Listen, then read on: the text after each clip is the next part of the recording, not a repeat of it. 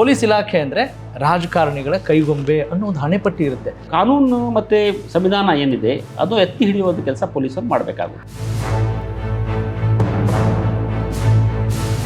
IME ವಂಚನೆ ಪ್ರಕರಣಕ್ಕೆ ಸಂಬಂಧಪಟ್ಟ ಹಾಗೆ ಸಾವಿರಾರು ಜನರು ತಮ್ಮ ದುಡ್ಡನ್ನು ಕಳೆದುಕೊಂಡಿದ್ರು. ತಾವು ಕೂಡ SIT ನೇತೃತ್ವ ವಹಿಸ್ಕೊಂಡಿದ್ರು. ಕಷ್ಟಪಟ್ಟು ಗಳಿಸಿದಂಥ ಹಣ ಅವ್ರಿಗೆ ಸಿಕ್ಕಿದೆಯಾ ಸರ್? ಇನ್ನೂ ಅದು ನಿಗೂಢವಾಗೇ ಇದೆ ಅಂತ ಅನಿಸ್ತದೆ. ಅವರು ಎಲ್ಲ ಈ ಆಸ್ತಿಗಳು ಏನು ಮುಟ್ಕೊಂಡು ಹಾಕಿದ್ರು, ಫಸ್ಟು SITನವರು, ನಂತರ CBIನವರು ಅದನ್ನು ಅವರು ಹಂತ ಹಂತವಾಗಿ ಅದನ್ನು ಡಿಸ್ಪೋಸ್ ಮಾಡಿ ನಂತರ ಯಾರು ಈ ಅಪರಾಧಕ್ಕೆ ಒಳಗಾಗಿದ್ದಾರೆ ಅಂದರೆ ಯಾರು ವಿಕ್ಟಿಮ್ಸ್ ಇದ್ದಾರೆ ಅವ್ರಿಗೆಲ್ಲ ಹಣ ಬರ್ತದೆ. ಅಂದರೆ ಪೂರ್ತಿ ಹಣ ಬರೋದು ಸ್ವಲ್ಪ ಕಷ್ಟ ಇದೆ. ಯಾಕಂದರೆ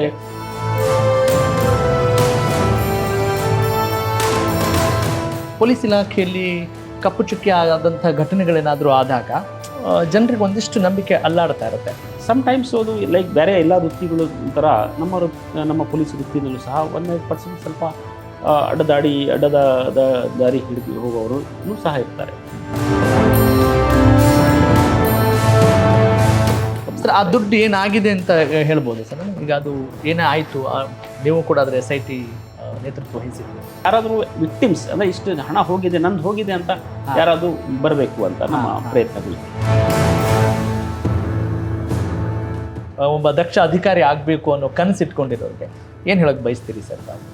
ಯಾವಾಗಲೂ ಯಶಸ್ಸು ಇಮಿಡಿಯೇಟ್ಲಿ ಬರೋದಿಲ್ಲ. ಕರೆಕ್ಟ್. ಅದಕ್ಕೆ ಸಸ್ಟೈನ್ಡ್ ಎಫರ್ಟ್ಸ್ ಬೇಕಾಗುತ್ತದೆ. ಮತ್ತು ನಂಬಿಕೆ ಇಟ್ಕೊಬೇಕಾಗುತ್ತದೆ.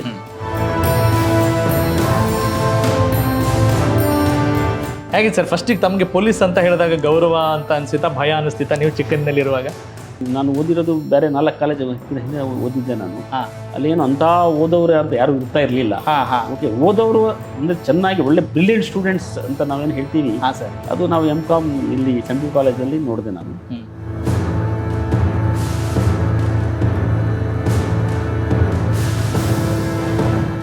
ನಾನು ಸಾರ್ವಜನಿಕರಿಗೆ ಒಂದೇ ಹೇಳೋದು, ದಯಮಾಡಿ ಸ್ವಲ್ಪ ಪೊಲೀಸ್ ಅವರಿಗೆ ಸಹಕರಿಸಿ ಅಂತ.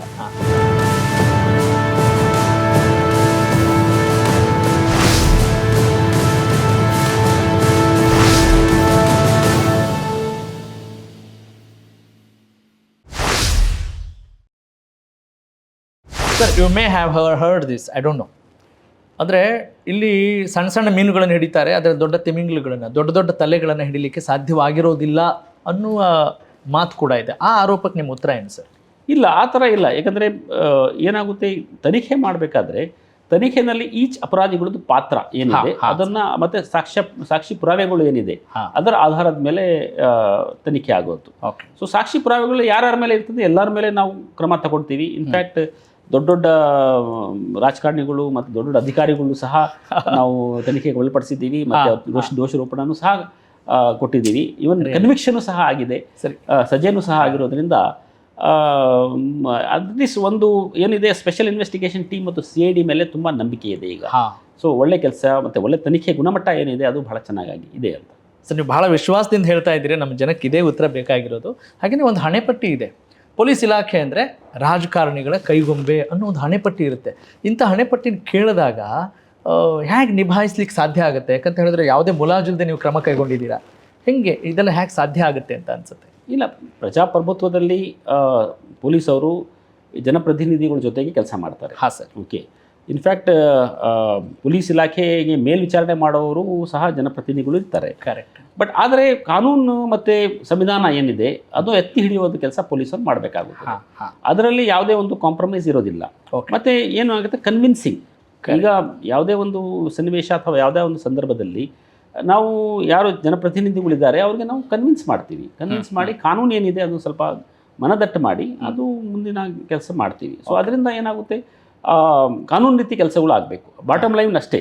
ಯಾವುದೇ ವ್ಯವಸ್ಥೆಯಲ್ಲಿ ಕೆಲಸ ಮಾಡಿದ್ರು ಸಹ ನಾವು the end of the day rule of law prevail ಆಗಬೇಕು. ಅದ್ರ ಮೇಲೆ ನಡ್ಕೊಬೇಕು. ಸೊ ಅದರ ಬಗ್ಗೆನೇ law is your first priority. ಹೌದು. ಓಕೆ, ಅಂದರೆ ಹೀಗಿರಲಿಕ್ಕೂ ಕೂಡ ಒಂದು ದಕ್ಷತೆ ಬೇಕಾಗುತ್ತೆ ಅಂತ ನನಗೆ ಅನಿಸುತ್ತೆ ಸರ್. ಹಾಗೆಯೇ IME ವಂಚನೆ ಪ್ರಕರಣಕ್ಕೆ ಸಂಬಂಧಪಟ್ಟ ಹಾಗೆ ಸಾವಿರಾರು ಜನರು ತಮ್ಮ ದುಡ್ಡನ್ನು ಕಳೆದುಕೊಂಡಿದ್ರು. ತಾವು ಕೂಡ SIT ನೇತೃತ್ವ ವಹಿಸ್ಕೊಂಡಿದ್ರು. ಸರ್ ಆ ಕಷ್ಟಪಟ್ಟು ಗಳಿಸಿದಂಥ ಹಣ ಅವ್ರಿಗೆ ಸಿಕ್ಕಿದೆಯಾ ಸರ್? ಇನ್ನೂ ಅದು ನಿಗೂಢವಾಗೇ ಇದೆ ಅಂತ ಅನ್ನಿಸ್ತಲ್ಲ? ಹೌದು, ಸ್ವಲ್ಪ ಈಗ ಸರ್ಕಾರದಿಂದ ಅಲ್ಲಿ ಒಬ್ಬರು ಕಾಂಪಿಟೆಂಟ್ ಅಥಾರಿಟಿ ಅಂತ ಮಾಡಿದ್ದಾರೆ. ಅವರು ಎಲ್ಲ ಈ ಆಸ್ತಿಗಳು ಏನು ಮುಟ್ಕೊಂಡು ಹಾಕಿದ್ರು, ಫಸ್ಟು SIT-ನವರು, ನಂತರ CBI-ನವರು, ಅದನ್ನು ಅವರು ಹಂತ ಹಂತವಾಗಿ ಅದನ್ನು ಡಿಸ್ಪೋಸ್ ಮಾಡಿ, ನಂತರ ಯಾರು ಈ ಅಪರಾಧಕ್ಕೆ ಒಳಗಾಗಿದ್ದಾರೆ, ಅಂದರೆ ಯಾರು ವಿಕ್ಟಿಮ್ಸ್ ಇದ್ದಾರೆ, ಅವ್ರಿಗೆಲ್ಲ ಹಣ ಬರ್ತದೆ. ಅಂದರೆ ಪೂರ್ತಿ ಹಣ ಬರೋದು ಸ್ವಲ್ಪ ಕಷ್ಟ ಇದೆ, ಯಾಕಂದರೆ ಅದು ಸಿನ್ಸ್ ಅಷ್ಟು ಹಣ ಸಿಕ್ಕಲಿಲ್ಲ ಅಂದರೆ ಅದು ಏನಾಗಿದೆ, ಅವ್ರಿಗೆ ಬಹಳ ಜನಕ್ಕೆ ವಾಪಸ್ ಹೋಗಿದೆ ಅದರಲ್ಲಿ ಇಂಟ್ರೆಸ್ಟ್ ಮತ್ತು ಪ್ರಾಫಿಟ್ ರೂಪದಲ್ಲಿ. ಸೊ ಅದರಿಂದ ಪೂರ್ತಿ ಹಣ ಬರೋದು ಸ್ವಲ್ಪ ಕಷ್ಟ ಆದರೂ ಸಹ ಸಬ್ಸ್ಟಾನ್ಷಿಯಲ್ ಹಣ ವಾಪಸ್ ಬರ್ತದೆ. ಓಕೆ, ಬಹಳಷ್ಟು ವರ್ಷ ಆಗಿದೆ, ಅವ್ರಿಗೆ ಸಿಗುತ್ತೆ, ಸ್ವಲ್ಪನಾದ್ರೂ ಸಿಗುತ್ತೆ ಅಂತ ಪ್ರೊಸೀಜರ್ ಇರ್ತದೆ. ಅದಕ್ಕೆ ಮುಟ್ಗಳು ಹಾಕಿರೋದು ಎಲ್ಲ ಡಿಸ್ಪೋಸ್ ಮಾಡಬೇಕಾದ್ರೆ ಕೋರ್ಟಿಂದ ಪರ್ಮಿಷನ್ಗಳು ತಗೊಂಡು ನಂತರ ಅದೆಲ್ಲ ಸೇಲ್ ಮಾಡಿ ನಂತರನೇ ಅದು ಕೊಡಬೇಕಾಗಿರೋದ್ರಿಂದ ಸ್ವಲ್ಪ ಇಟ್ ಮಿ ಟೇಕ್ ಟೈಮ್ ಅನ್ಸುತ್ತೆ. ಅಂದರೆ ಇಂತಿಷ್ಟು ಸಮಯ ಅಂತ ಹೇಳೋಕ್ಕಾಗಲ್ಲ. ಅದು ಕಾಂಪಿಟೆಂಟ್ ಅಥಾರಿಟಿ ಅವರ ಬಗ್ಗೆನೇ ಕೆಲಸ ಮಾಡ್ತಾ ಇದ್ದಾರೆ. ಕಾಂಪಿಟೆಂಟ್ ಅಥಾರಿಟಿ ರೀಜನಲ್ ಕಮಿಷನರ್ ಇದ್ದಾರೆ, ಅವರು ಮಾಡ್ತಾರೆ. ಓಕೆ, SIT ಅಂತ ವಹಿಸ್ಕೊಂಡಾಗ ಏನು ಬಿಗ್ಗೆಸ್ಟ್ ಚಾಲೆಂಜಸ್ ಇರುತ್ತೆ ಸರ್ ನಿಮಗೆ ಪರ್ಟಿಕ್ಯುಲರ್ ಆಗಿ? ಏನಿಲ್ಲ, ಸ್ವಲ್ಪ ಸಮಗ್ರವಾದ ತನಿಖೆ ಮಾಡೋದಕ್ಕೆ ಅನುಕೂಲ ಆಗುತ್ತೆ. ಒಂದು ಟೀಮೇ ಇರ್ತದೆ, ಆಫೀಸರ್ಸ್ ಟೀಮ್ ಇರ್ತದೆ, ಆಫೀಸರ್ಸ್ ಟೀಮ್ನವರು ಒಂದು ತನಿಖೆ ಮಾಡ್ತಾರೆ. ಆ್ಯಂಡ್ ಅದರಲ್ಲಿ ಸ್ವಲ್ಪ ಅಡ್ವಾಂಟೇಜ್ ಏನಾಗುತ್ತೆ ಅಂದರೆ, ಸ್ವಲ್ಪ ಎಕ್ಸ್ಕ್ಲೂಸಿವ್ಲಿ ಅದೇ ಕೆಲಸ ಮಾಡ್ತಾ ಇರೋದ್ರಿಂದ, ಮತ್ತು ಬೇರೆ ಅವರಿಗೆ ಬೇರೆ ಲಾ ಆ್ಯಂಡ್ ಆರ್ಡರ್ ಮತ್ತು ಬೇರೆ ಕೆಲಸ ಅವ್ರಿಗೆ ಇರೋದಿಲ್ಲ. ಅದಕ್ಕಾಗಿ ಇದರ ಬಗ್ಗೆ ಜಾಸ್ತಿ ಗಮನ ಹರಿಸಿ ಅವರು ಬಹಳ ಬಾರೀಕಿ, ಅಂದರೆ ತುಂಬ ಮೈನ್ಯೂಟ್ ಡೀಟೇಲ್ಸ್ ತನಿಖೆ ಮಾಡಲಿಕ್ಕೆ ಅನುಕೂಲ ಆಗುತ್ತೆ. ಒಟ್ಟಿನಲ್ಲಿ ಏನೇ ಹಗರಣಗಳಾದರೂ ಕೂಡ ನಮ್ಮ ಕೆಲಸವನ್ನು ನಾವು ಪ್ರಾಮಾಣಿಕವಾಗಿ ಮಾಡ್ತೀವಿ ಅಂತ ನೀವು ಹೇಳ್ತಾ ಇದ್ರಿ. ಫೈನ್ ಸರ್, ಇನ್ನೂ ಬಹಳಷ್ಟು ವಿಚಾರಗಳನ್ನು ನಿಮ್ಮ ಜೊತೆ ನಾನು ಮಾತನಾಡಲಿಕ್ಕಿದೆ. ಯಾಕಂತ ಹೇಳಿದ್ರೆ ನೀವೊಬ್ಬರು ಬರೀ ದಕ್ಷ ಅಧಿಕಾರಿ ಅಷ್ಟೇ ಅಲ್ಲ, ಒಬ್ಬರು ವೊರೇಷಿಯಸ್ ರೀಡರ್, ಲೇಖಕರು ಕೂಡ ಆಗಿದ್ದೀರಿ. ಹೇಗೆ ಇದಕ್ಕೆಲ್ಲ ನಿಮ್ಗೆ ಸಮಯ ಕೊಡ್ಲಿಕ್ಕೆ ಸಾಧ್ಯ ಆಗ್ತಾ ಇದೆ? ಇಲ್ಲ, ಮುಂಚೆಯಿಂದ ನನಗೆ ಓದೋದು ಹ್ಯಾಬಿಟ್ ತುಂಬ ಬಹಳ ಚಿಕ್ಕದಾಗಿಂದ ಇದೆ. ಮತ್ತು ನಮ್ಮ ಮನೆಯಲ್ಲೆಲ್ಲರೂ ತುಂಬ ಓದ್ತಾರೆ ಎಲ್ಲರೂ. ನಮ್ಮ ತಂದೆ ತಾಯಿಯೂ ಸಹ ತುಂಬ ಓದ್ತಾ ಇದ್ರು. ಸೊ ಓದೋದು ಹ್ಯಾಬಿಟ್ ಅಲ್ಲಿ ಮುಂಚೆಯಿಂದಾನೇ ನಮ್ಮ ಮನೆಯಲ್ಲಿ ಇರೋದ್ರಿಂದ ಸಾಮಾನ್ಯವಾಗಿ ಫಿಕ್ಷನ್ ಜಾಸ್ತಿ ಓದೋದು ನಾನು. ಸೊ ಅದರಿಂದ ಜಾಸ್ತಿ ಅದು ಒಂದು ರೀತಿ ಪೀಸ್ ಆಫ್ ಮೈಂಡ್ ಅಂತ ನಾವು ಹೇಳ್ತೀವಿ, ಅದು ಸಿಗುತ್ತೆ. ಯಾಕಂದರೆ ಯಾವುದೇ ಒಂದು ಕೆಲಸ ಮಾಡಬೇಕಾದ್ರೆ ಸಂತೋಷ ಸಿಗಬೇಕಾಗುತ್ತದೆ, ನಮಗೆ ಸಂತೋಷ ಸಿಗುತ್ತೆ. ಹಾಗೆಯೇ you are finding peace in your work also. ಅಲ್ಲ ಸರ್, ಹಾಗೆಯೇ ನೀವು ಬಹಳಷ್ಟು ಸಂಗೀತವನ್ನು ಕೂಡ ಕೇಳ್ತಿರಲ್ಲ. ಡಾಕ್ಟರ್ ರಾಜ್ಕುಮಾರ್ ಅವ್ರ ಹಾಡುಗಳನ್ನ ಬಹಳ ಪ್ರೀತಿಯಿಂದ ಕೇಳ್ತೀರಾ ಅಂತ ಕೇಳಲ್ಪಟ್ಟಿದ್ದೀನಿ. ಹೌದು, ನಾನು ಊರಿನ ಹಳ್ಳಿಯಿಂದ ಬಂದಿರೋದು, ಚಿಕ್ಕಬಾಣಾವರ. ಸೊ ಹಳ್ಳಿನಲ್ಲಿ ಸ್ವಲ್ಪ ಕನ್ನಡ ಪಿಕ್ಚರ್ಗಳು ಅವಾಗ ಅದೇ ಜಾಸ್ತಿ ನೋಡ್ತಾ ಇದ್ದಿದ್ದು. ರಾಜ್ಕುಮಾರ್ ಅವ್ರ ಪಿಕ್ಚರ್ ಜಾಸ್ತಿ ನೋಡ್ತಾ ಇದ್ದು, ಅವ್ರ ಹಾಡುಗಳು ಬಹಳ ಕೇಳ್ತಾ ಇದ್ದು ಅವಾಗ. ಹೇಗೆ ಸರ್, ಫಸ್ಟಿಗೆ ತಮಗೆ ಪೊಲೀಸ್ ಅಂತ ಹೇಳಿದಾಗ ಗೌರವ ಅಂತ ಅನಿಸ್ತಾ, ಭಯ ಅನಿಸ್ತಿತ್ತಾ ನೀವು ಚಿಕ್ಕಂದಿನಲ್ಲಿರುವಾಗ? ಪೊಲೀಸ್ ಅಂತ ಕೇಳಿದಾಗ ನಾನು ಅಲ್ಲಿ ಯುವಕರ ಸಂಘ ಇತ್ತು ನಮ್ಮದು ಚಿಕ್ಕಬಾಣಾವರದಲ್ಲಿ, ನಾನು ಅದಕ್ಕೆ ಅಧ್ಯಕ್ಷ ಆಗಿದ್ದೆ. ಅವಾಗ ಅಲ್ಲಿ ಬಹಳಷ್ಟು ಕಾರ್ಯಕ್ರಮಗಳು ನಾವು ಮಾಡ್ತಾ ಇದ್ದು.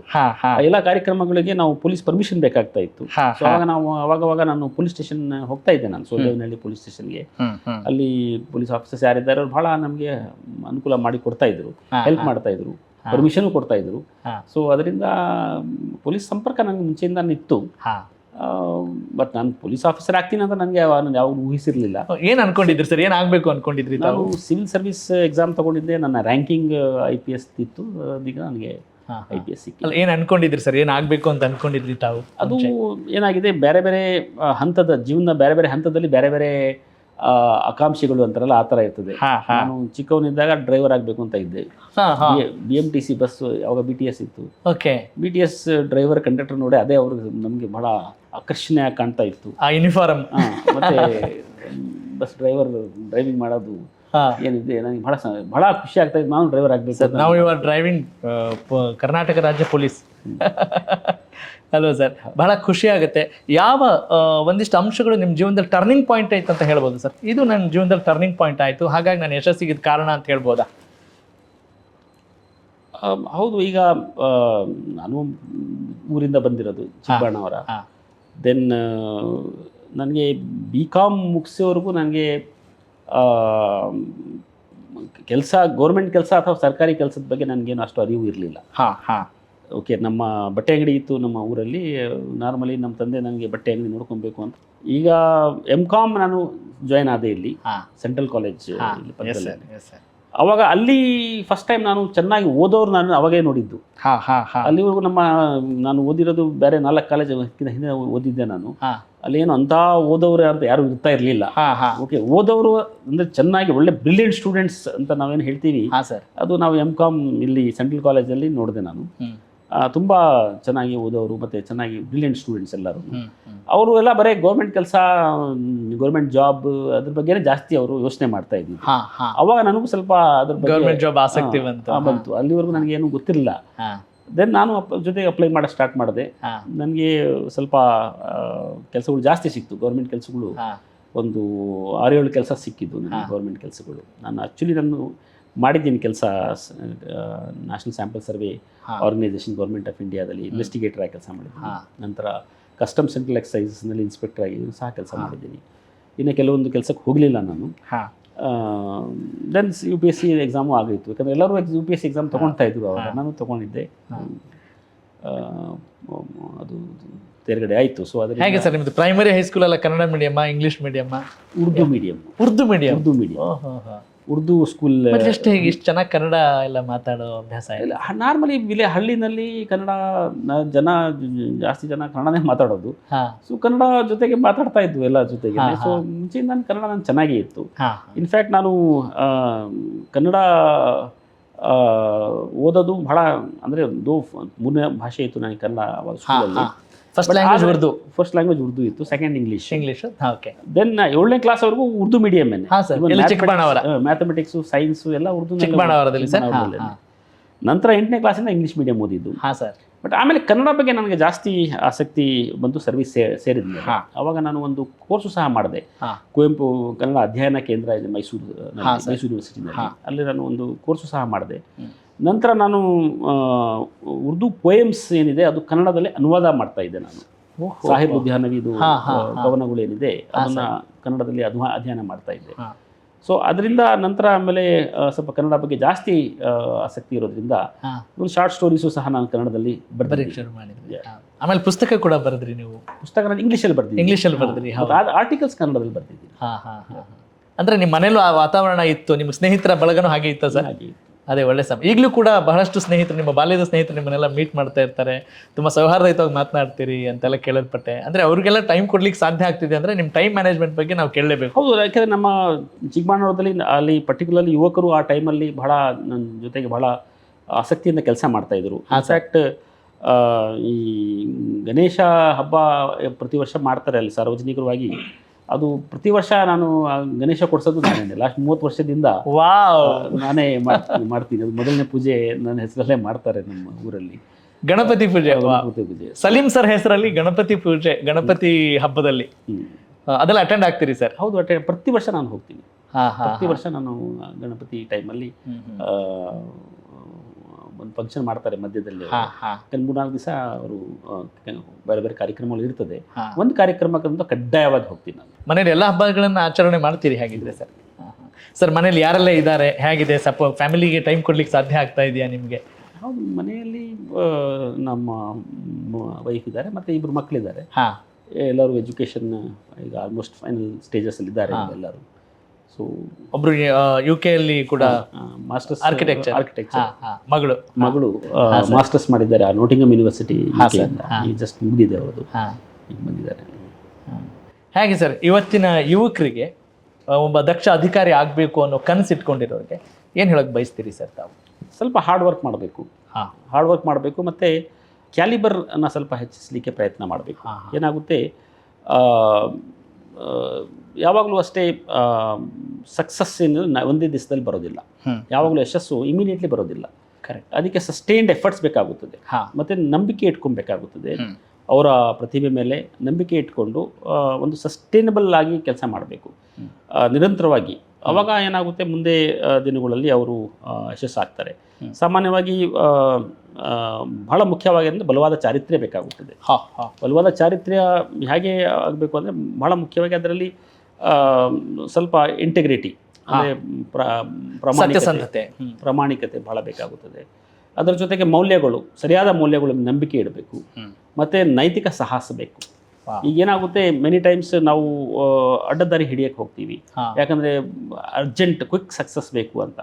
ಕ್ವಿಕ್ಕಾಗಿ ನಾವು ಯಶಸ್ಸಾಗಬೇಕು ಅಂತ ಅಡ್ಡದಾರಿ ಹಿಡಿಯಕ್ಕೆ ಹೋಗ್ತಾರೆ. ಬಟ್ ಅದು ಜಾಸ್ತಿ ದಿನ ಅದು ಉಳಿಯಲ್ಲ ಅದು ಯಾವಾಗಲೂ ಸಸ್ಟೈನ್ಡ್ ಎಫರ್ಟ್ಸ್ ಬೇಕಾಗುತ್ತೆ. ಅದಕ್ಕೆ ನೇರ ದಾರಿ ಇದೆಯಲ್ಲ ಬಹಳ ಮುಖ್ಯ. ಅದಕ್ಕೆ ಸರಿಯಾದ ಮೌಲ್ಯಗಳ ಮೇಲೆ ನಂಬಿಕೆ ಇರಬೇಕು. ಮೌಲ್ಯಗಳು ಇದೆಯಲ್ಲ ಅದು ಏನಾಗುತ್ತೆ, ಇವತ್ತು ಸ್ವಲ್ಪ ಕೆಟ್ಟ ಜನ ಅಥವಾ ಕಳ್ಳರದು ಮೌಲ್ಯಗಳು ಇರ್ತವೆ. ಓಕೆ, ಬಟ್ ಆದರೆ ಅದು ಒಳ್ಳೆಯ ಮೌಲ್ಯಗಳಲ್ಲ. ಕರೆಕ್ಟ್.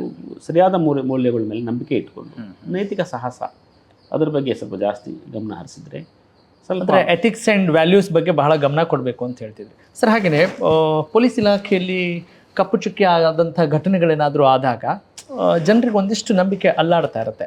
ಅಂಥ ಟೈಮಲ್ಲಿ ನೀವು ಸಾರ್ವಜನಿಕರಿಗಾಗಿರ್ಬೋದು ಮತ್ತು ನಿಮ್ಮ ಇಲಾಖೆಯಲ್ಲಾಗಿರ್ಬೋದು ಯಾವ ರೀತಿ ನೀವು ನಿಮ್ಮ ಆದೇಶವನ್ನು ಹೇಳ್ಬೋದು, ಅಥವಾ ವಾಟ್ಸ್ ಯುವರ್ ಒಪಿನಿಯನ್ ಅಂತ? ಈಗ ನಮ್ಮ ಪೊಲೀಸವರಿಗೆ 99% ಪೊಲೀಸವರು ತುಂಬ ಒಳ್ಳೆಯ ಪೊಲೀಸವರು. ಬಹಳ ಕಷ್ಟ ಬಿದ್ದು ಪ್ರಾಮಾಣಿಕವಾಗಿ ಪಾರದರ್ಶಕವಾಗಿ ಕೆಲಸ ಮಾಡ್ತಾರೆ. ಸರ್.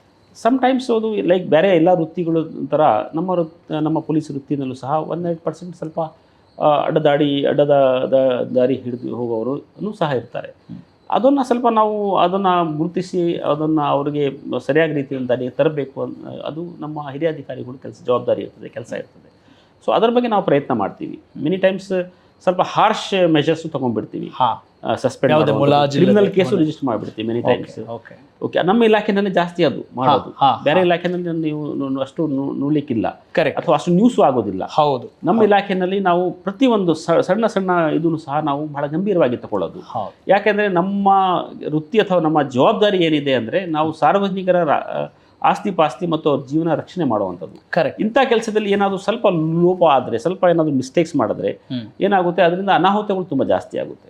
ಸೊ ಅದರಿಂದ ನಮ್ಮ ಏನು ಡಿಸಿಪ್ಲಿನರಿ ಪ್ರೊಸೀಜರ್ಸ್ ಏನಿದೆ ಸ್ವಲ್ಪ ಟಫ್ ಇರ್ತದೆ, ಸ್ವಲ್ಪ ಟೈಟ್ ಇರ್ತದೆ. ಅದು ನಮ್ಮ ಪ್ರಯತ್ನವೂ ಆ ಥರನೇ ಇರ್ತದೆ. ಎಲ್ಲರೂ ಪಾರದರ್ಶಕವಾಗಿ ಬಹಳಷ್ಟು ಒಳ್ಳೆ ರೀತಿಯಲ್ಲಿ ಸಾರ್ವಜನಿಕರ ಸೇವೆ ಮಾಡಬೇಕು, ಮತ್ತು ಅದರ ಜೊತೆಗೆ ಎಂಜಾಯ್ ಮಾಡಬೇಕು. Police work should also be enjoyed ಅಂತ. ಪ್ಯಾಷನ್ ಆಗಿ ಕೆಲಸ ಮಾಡಬೇಕು. ಮೂರು ನಮ್ಮ ನಾರ್ಮಲಿ ನಾವು ಹೇಳ್ತೀವಿ ಈಥೋಸ್, ಪ್ಯಾಥೋಸ್ ಅಂಡ್ ಲೋಗೋಸ್ ಅಂತ. ಲ್ಯಾಟಿನ್ ವರ್ಡ್ಸ್ ಇದು. ಓಕೆ, ನಮ್ಮ ಎಲ್ಲ ಕೆಲಸ ಎಥಿಕಲ್ ಆಗಿರಬೇಕು. ಓಕೆ, ಲಾಜಿಕಲ್ ಇರಬೇಕು, ಅಂದರೆ ಲೀಗಲಿ ಕರೆಕ್ಟ್ ಆಗಿರಬೇಕಾಗುತ್ತದೆ. ಮತ್ತೆ ಪ್ಯಾಥೋಸ್, ಪ್ಯಾಷನ್ ಇರಬೇಕು. ಓಕೆ, ಅದರ ಮೇಲೆ ನಂಬಿಕೆ ಇರಬೇಕು. ಆ ಕೆಲಸ ಮಾಡಿದ್ರೆ ನಾವು ಒಳ್ಳೆ ಕೆಲಸ ಮಾಡ್ತಾ ಇದ್ದೀವಿ ನಾವು ಅಂತ. So that is the real things. ಇಲ್ಲ, really. And I have forgotten to ask, cryptocurrency ಅರ್ಧ ಆಗಿತ್ತು ಅದು ಸರ್. ಆ ಪ್ರಕರಣಕ್ಕೆ ಸಂಬಂಧಪಟ್ಟ ಹಾಗೆ ಅಂತಾರಾಷ್ಟ್ರೀಯ ಮಟ್ಟದಲ್ಲಿ ಹ್ಯಾಕರ್ಸ್ಗಳ ಕೈವಾಡ ಇತ್ತು ಅಂತ ಕೇಳಲ್ಪಟ್ಟಿದ್ದೀವಿ. ಅದು ಸದ್ಯಕ್ಕೆ ಏನಾಗಿದೆ, ಆ ಹಣ ಏನಾಯಿತು ಅನ್ನೋದ್ರ ಬಗ್ಗೆ ನಮಗೆ ಗೊತ್ತಿಲ್ಲ sir. So could you throw some light on that? ಈಗ ಏನಾಗಿದೆ, ಕ್ರಿಪ್ಟೋ ಕರೆನ್ಸಿ ಹ್ಯಾಕ್ ಮಾಡುವಂಥದ್ದು ಮತ್ತು ಅದರ ದುರ್ಬಳಕೆ ಏನಿದೆ ಅದು ಹೊಸ ಸವಾಲುಗಳು ಅಂತ ಹೇಳ್ಬೋದು. ಪರ್ಟಿಕ್ಯುಲರ್ಲಿ ನಮ್ಮ ಈ ಡ್ರಗ್ಸ್ ಸಾಗಾಣಿಕೆ ವಿಚಾರದಲ್ಲಿ ಜಾಸ್ತಿ ಜನ ಇದು ಡಾರ್ಕ್ ನೆಟ್ ಮತ್ತು ಕ್ರಿಪ್ಟೋ ಕರೆನ್ಸಿ ಯೂಸ್ ಮಾಡ್ತಾರೆ. ಸೊ ಇದರ ಬಗ್ಗೆ ಸ್ವಲ್ಪ ವಿಶೇಷವಾಗಿ ನಾವು ಗಮನ ಹರಿಸ್ತಾ ಇದ್ದೀವಿ ಈಗ. ಮತ್ತು ನಮ್ಮಲ್ಲಿ ಸ್ವಲ್ಪ ಆಫೀಸರ್ಸು ಅದ್ರ ಬಗ್ಗೆ ಎಕ್ಸ್ಪರ್ಟೀಸು ಇದೆ ಈಗ. ಸೊ ಅದರಿಂದ ಸ್ವಲ್ಪ ಮುಂದಿನ ದಿನಗಳಲ್ಲಿ ನಾವು ಇದ್ರ ಬಗ್ಗೆ ಜಾಸ್ತಿ ಗಮನ ಹರಿಸ್ತಾ ಇದ್ದೀವಿ. ಡ್ರಗ್ ಆ್ಯಂಡ್ ಡಾರ್ಕ್ ನೆಟ್, ಇದು ಏನು ಕ್ರೈಮ್ ಸಿಂಡಿಕೇಟ್ಸ್ ನಾವೇನು ಹೇಳ್ತೀವಿ, ಅದು ಯಾವ ಥರ ಭೇದಿಸಬೇಕು, ಮತ್ತು ಕ್ರಿಪ್ಟೋ ಕರೆನ್ಸಿ ಹ್ಯಾಕಿಂಗ್ ಮತ್ತು ಕ್ರಿಪ್ಟೋ ಕರೆನ್ಸಿದು ಫ್ರಾಡ್ಸ್ ಏನಿದೆ ಅದನ್ನು ಯಾವ ಥರ ಭೇದಿಸಬೇಕು ಅಂತ ಇದ್ರ ಬಗ್ಗೆ ಈಗ ಜಾಸ್ತಿ ನಾವು ಸರ್. ಆ ದುಡ್ಡು ಏನಾಗಿದೆ ಅಂತ ಹೇಳ್ಬೋದು ಸರ್? ಈಗ ಅದು ಏನೇ ಆಯಿತು, ನೀವು ಕೂಡ ಅದರ SIT ನೇತೃತ್ವ ವಹಿಸಿದ್ರಿ. What is the status of that ಅಂತ? ಅದರಲ್ಲಿ ಏನಾಗಿದೆ, ಅದರಲ್ಲಿ ವಿಕ್ಟಿಮ್ಲೆಸ್ ಕ್ರೈಮ್. ನಮ್ಮ ಹತ್ರ ಏನು ತನಿಖೆ ನಾವು ಮಾಡ್ತಾ ಇದ್ದೀವಿ, ಅದರಲ್ಲಿ ಯಾರು ವಿಕ್ಟಿಮ್ ಇಲ್ಲ. ಯಾರು ನನ್ನ ಹಣ ಹೋಗಿದೆ ಅಂತ ಅಥವಾ ನನ್ನ ಕ್ರಿಪ್ಟೋ ಕರೆನ್ಸಿ ಅಥವಾ ನನ್ನ ಬಿಟ್ಕಾಯಿನ್ ಹ್ಯಾಕ್ ಆಗಿದೆ ಅಂತ ಯಾರು ಮುಂದೆ ಬಂದು ಹೇಳಿಲ್ಲ. ನಾವು ಒಂದು ಆಲ್ಮೋಸ್ಟ್ 35 ಕ್ರಿಪ್ಟೋ ಕರೆನ್ಸಿ ಎಕ್ಸ್ಚೇಂಜಸ್ಗೂ ಬರ್ತಿದ್ದೀವಿ. ಈಗ ತಮ್ಮಲ್ಲಿ ಏನಾದರೂ ದುರ್ಬಳಕೆ ಆಗಿದೆಯಾ ಅಥವಾ ತಮ್ಮಲ್ಲಿ ಯಾರಾದರೂ ಹ್ಯಾಕಿಂಗ್ ಆಗಿದೆಯಾ ಅಂತ. ಬಟ್ ಸೋ ಫಾರ್ ಯಾರು ಮುಂದೆ ಬಂದಿಲ್ಲ. ಇನ್ ಎಮ್ಲ್ಯಾಟ್ ಏನಿದೆ, that is mutual legal assistance treaty ಅಂತ ಇದೆ ನಮ್ಮಲ್ಲಿ. ಅಂದರೆ ಬೇರೆ ದೇಶಗಳಿಗೆ ನಾವು ಒಂದು ಲೀಗಲ್ ಹೆಲ್ಪ್ ತಗೊಬೇಕಾದ್ರೆ ಎಮ್ಲ್ಯಾಟ್ ಮೂಲಕ ನಾವು ಹೋಗ್ತೀವಿ. ಅದ್ರ ಮೂಲಕನೂ ಸಹ ನಾವು ಪ್ರಯತ್ನ ಮಾಡ್ತಾ ಇದ್ದೀವಿ. ಸೊ ದಟ್ ನಮಗೆ ಯಾರಾದರೂ ವಿಕ್ಟಿಮ್ಸ್, ಅಂದರೆ ಇಷ್ಟು ಹಣ ಹೋಗಿದೆ, ನಂದು ಹೋಗಿದೆ ಅಂತ ಯಾರಾದರೂ ಬರಬೇಕು ಅಂತ ನಮ್ಮ ಪ್ರಯತ್ನಗಳಿದೆ. Okay, yes sir. ಕಾರ್ಯಕ್ರಮದ ಕೊನೆಯಲ್ಲಿ ನೀವು ಇಷ್ಟು ನಿಮ್ಮ ಸುದೀರ್ಘವಾದ ಈ ಅಧಿಕಾರದ ಅವಧಿಯಲ್ಲಿ ಇದು ನನ್ನ ಜೀವನದಲ್ಲಿ ತುಂಬ ಚಾಲೆಂಜಿಂಗ್ ಆಗಿತ್ತು ಅಂತ ಏನಾದರೂ ಹೇಳುವಂಥದ್ದಿದ್ರೆ ಹೇಳ್ಬೋದಾ? ಇಲ್ಲ, ತುಂಬ ಇದೆ. ಒಂದು ಹೇಳಿದ್ರೆ ಅಲ್ಲ, you have done work in Udupi, Hassan, Mysuru, Bengaluru, ಎಲ್ಲ ಕಡೆ every work is challenging work, every work is enjoyable work. You are doing great job, sir, and thanks for your time and your words. ಕೊನೆಯದಾಗಿ ನಮ್ಮ ಸಾರ್ವಜನಿಕರಿಗೆ ಈ ಮೂಲಕ ಏನಾದರೂ ಹೇಳೋದಿದ್ರೆ ಹೇಳ್ಬೋದು ಸರ್. ನಾನು ಸಾರ್ವಜನಿಕರಿಗೆ ಒಂದೇ ಹೇಳೋದು, ದಯಮಾಡಿ ಸ್ವಲ್ಪ ಪೊಲೀಸವರಿಗೆ ಸಹಕರಿಸಿ ಅಂತ. ದಯಮಾಡಿ ಪೊಲೀಸವರು ಸಹಕರಿಸಿ. ಮತ್ತು ಪೊಲೀಸವರಿಗೆ ತಮ್ಮ ಏನು ಹೇಳ್ತಾರಲ್ಲ, ದೂರ ಇರುವಂಥ ಇಲಾಖೆ ಅಲ್ಲ. ಪೊಲೀಸ್ ಇರೋದೇ ಸಾರ್ವಜನಿಕರಿಗೋಸ್ಕರ. ಅವ್ರ ಸುರಕ್ಷತೆಗಾಗಿ, ಅವ್ರ ಆಸ್ತಿ ಪಾಸ್ತಿ ಸುರಕ್ಷತೆಗಾಗಿ ಮತ್ತು ಅವರ ಪ್ರಾಣ ಸುರಕ್ಷತೆಗಾಗಿನೇ ಪೊಲೀಸ್ ಇರೋದು. ಸೊ ಅದರಿಂದ ಏನೇ ಸಮಸ್ಯೆಗಳಿದ್ದರೆ, ಏನೋ ಪ್ರಾಬ್ಲಮ್ ಇದ್ದರೆ ಪೊಲೀಸವ್ರ ಜೊತೆಗೆ ಜಾಸ್ತಿ ಸಂಪರ್ಕ ಇರಬೇಕು ಅಂತ ನಾನು ಕೇಳ್ಕೊಳ್ತೀನಿ. ಅದರ ಜೊತೆಗೆ ನಿಯಮಗಳು, ಕಾನೂನುಗಳು ಪರಿಪಾಲನೆ ಆಗಬೇಕು ಅಂತ ನಾನು ಕೇಳ್ತೀನಿ. ಪರ್ಟಿಕ್ಯುಲರ್ಲಿ ಸಂಚಾರ ದಟ್ ಈಸ್ ಟ್ರಾಫಿಕ್ನಲ್ಲಿರುವಾಗ ನೀವು ಎಲ್ಲ ರೂಲ್ಸ್ನ ಫಾಲೋ ಮಾಡಿ ಅಂತ. ಮತ್ತು ಯಾವುದೇ ತಮ್ಮ ಪಯಣ ಹೋಗಬೇಕಾದ್ರೆ 10 ನಿಮಿಷ ಮುಂಚೆ ಪ್ರಾರಂಭ ಮಾಡಿ ಅಂತ ನಾನು ಕೇಳ್ತಿರ್ತೀನಿ. ಅವಸರವಾಗಿ ಎಲ್ಲೂ ಹೋಗಬೇಡಿ. ಯಾಕಂದರೆ ಭಾಳ ಮುಖ್ಯವಾಗಿ ಏನಂದರೆ ಆ ಟೆನ್ಷನ್ ಇರೋದಿಲ್ಲ, ಪ್ರೆಷರ್ ಇರೋದಿಲ್ಲ, ಮತ್ತು ಎಲ್ಲ ರೂಲ್ಸ್ನ ಫಾಲೋ ಮಾಡ್ತೀರಿ, ಎಲ್ಲ ನಿಯಮ ಫಾಲೋ ಮಾಡ್ತೀರಿ. ಅದರಿಂದ ಏನಾಗುತ್ತೆ, ನಾವು ಸುರಕ್ಷಿತವಾಗಿರ್ತೀವಿ. ಯಾಕಂದರೆ ನಾವು ನಮ್ಮ ಕನಸುಗಳು, ನಮ್ಮ ಡ್ರೀಮ್ಸ್ ಏನಿದೆ ಅದು ನಾವು ನಮ್ಮ ಗೋರಿಗೆ ಅಥವಾ ನಮ್ಮ ಗ್ರೇವ್ ತೊಗೊಂಡು ಹೋಗಬಾರ್ದು. ಓಕೆ, ಅದಕ್ಕೆ ನಾವು ಬದುಕಬೇಕಾಗುತ್ತದೆ. ನಮ್ಮ ಕನಸುಗಳು ಈಡೇರಿಸಾಗಬೇಕಾದ್ರೆ ನಮ್ಮ ಆಕಾಂಕ್ಷೆಗಳು, ನಮ್ಮ ಏನು ಆಸ್ಪಿರೇಷನ್ಸ್ ಇದೆ ಅದೆಲ್ಲ ನಾವು ಫುಲ್ಫಿಲ್ ಆಗಬೇಕು ಅಂದರೆ ನಾವು ಬದುಕಬೇಕು. ಸೊ ಬದುಕಬೇಕು ಅಂದರೆ ನಾವು ಎಲ್ಲ ರೂಲ್ಸ್ನ ಫಾಲೋ ಮಾಡಬೇಕು. ಪರ್ಟಿಕ್ಯುಲರ್ ರೋಡಲ್ಲಿರುವಾಗ ನಾವು ಸುರಕ್ಷಿತವಾಗಿರಬೇಕು, ಬೇರೆಯವರು ನಮ್ಮಿಂದ ಸುರಕ್ಷಿತವಾಗಿರಬೇಕು. ಸೊ ಮೂಡ್ ಚೆನ್ನಾಗಿದ್ರೆ ನಮ್ಮ ರೋಡ್ ಚೆನ್ನಾಗಿರುತ್ತೆ ಅಂತೀರಿ. ಎಸ್ ಸರ್, ಭಾಳ ಖುಷಿ ಆಯಿತು ನಿಮ್ಮ ಜೊತೆ ಮಾತನಾಡಿ. Thank you so much for your time. Thanks a lot. Thanks for joining us.